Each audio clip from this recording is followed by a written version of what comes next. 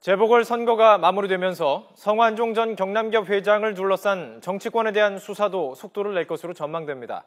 금품 리스트에 이름을 올린 여권 인사들에 대한 소환 조사는 물론 성 전 회장의 특별 사면과 관련한 로비 의혹도 조만간 수사가 시작될 거란 분석이 나오고 있습니다. 이종원 기자가 보도합니다. 좌고우면하지 않겠다. 성완종 리스트 특별수사팀이 출범할 당시 문무일 수사팀장이 내걸었던 수사 기조입니다. 현 정권 실세들이 대거 연루된 데다 재보궐선거를 목전에 둔 상황을 의식한 발언이었습니다. 이후 성 전 회장 측근 2명이 구속되는 등 일부 성과가 있었지만 수사팀은 한결같이 정치권의 각종 의혹 제기에 대해 거리를 두려고 애쓰는 모습을 보였습니다. 특히 성 전 회장의 특별 사면 로비 의혹에 대해선 구체적인 언급 없이 원론적인 태도만을 유지해왔습니다. 하지만 재보궐선거가 마무리되면서 검찰로선 한결 정치적인 부담을 덜게 됐습니다.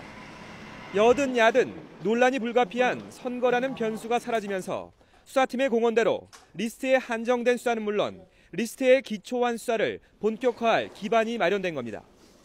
우선 묵혀놨던 성 전 회장의 특별 사면 논란과 관련해 로비 의혹을 파헤치기 위한 첩보 수집이 시작될 것으로 전망됩니다.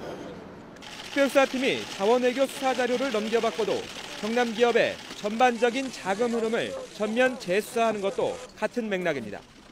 또 우선 수사 대상으로 지목된 이왕구 전 총리와 홍준표 경남지사 이외에도 나머지 메모 속 여권 인사 6명에 대해서도 조만간 사실관계를 확인하기 위한 작업이 시작될 전망입니다.